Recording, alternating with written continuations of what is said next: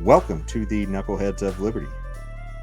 What's new at Braver Angels? And also, too, have you guys noticed the civility getting better or worse as far as things go? So maybe just a quick refresher on Braver Angels. We're a nationwide grassroots organization that is dedicated to depolarizing our country. And we bring together people of all political persuasions to have conversations that are designed to facilitate understanding between the participants, to allow them to see the humanity in each other, and to help them find common ground if it exists. We put on free workshops that teach people the skills needed for those conversations, and we also provide other offerings that are free that allow people to practice those skills and learn more about polarization and different perspectives on polarizing issues of the day. The point of all of this isn't to change anybody's mind or political positions or values. It's to change how we treat each other as Americans so that we can come together across differences and better understand our problems with a view to finding effective consensus solutions to them. In terms of is civility getting better, is polarization getting better? I think maybe the fact that we've just been, since we talked to you, we've been through a non-election year for the most part. Maybe it's a little better than it was in 2020, and maybe a little better than it is going to be coming ahead with the midterm elections. But I think election season always makes things worse. In terms of what's new with Braver Angels, we have been trying to make an effort to really get the message out. And we met at Freedom Fest last year. We're going to be at Freedom Fest again this year. And at other events like that, for example, this upcoming weekend at the Rotary International Conference in Houston. And then Barbara? Yeah, so our biggest new initiative is called Braver Politics, which we can talk more about in a minute. But the other thing I'd love to share is that we've been making really great strides in our college debate program. And this is something, a program that Braver Angels developed that teaches students how to honor ideological diversity, how to frame arguments, how to debate and discuss civilly, even really, really divisive issues. And since the project started, we've worked with 46 different universities and colleges all around the country. It's growing fast. Just in the last semester, they did 27 different debates around the country. And these tackle hard issues. I mean, they've done debates on vaccine mandates. They've done debates on taking down Confederate statues. Some of the topics are specifically about freedom of speech.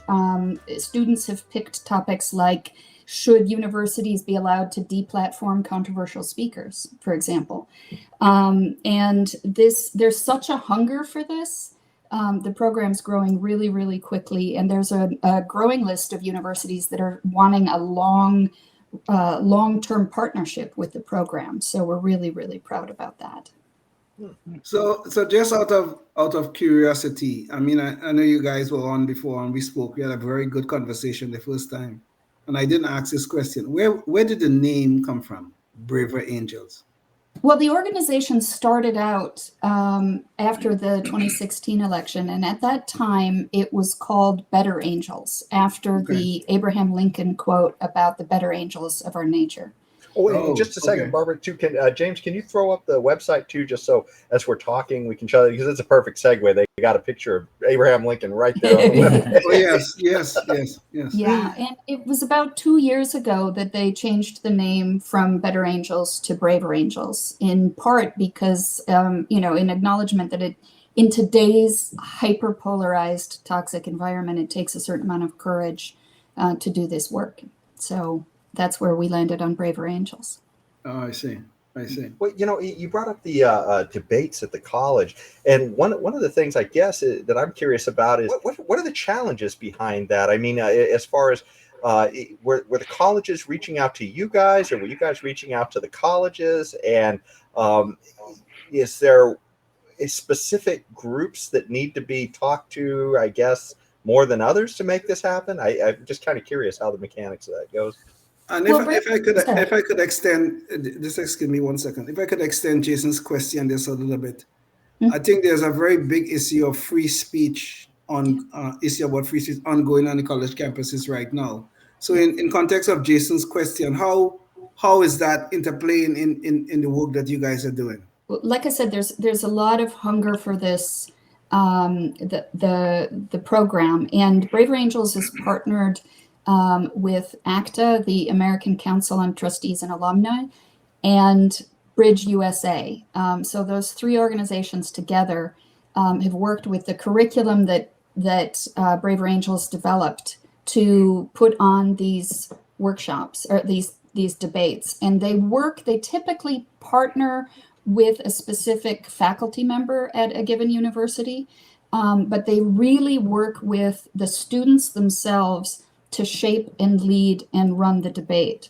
So they're not just parachuting in and running an event and going. They're really trying to develop a cadre of students that understand and value and want to pursue civil discourse and really combat this sort of silencing of opposing perspectives that's happening in a lot of campuses.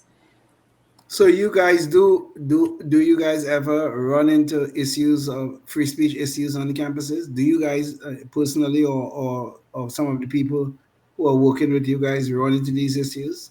Because it's a big issue that's out there right now.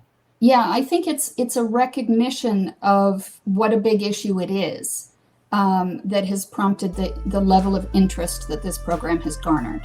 So when we come in, there's a whole process for working with the faculty and students to develop what the proposition is that they're going to debate, to develop different aspects of, people are invited in to speak. And these debates don't run like a typical debate that you might remember from your school days where you score points and somebody's declared the winner.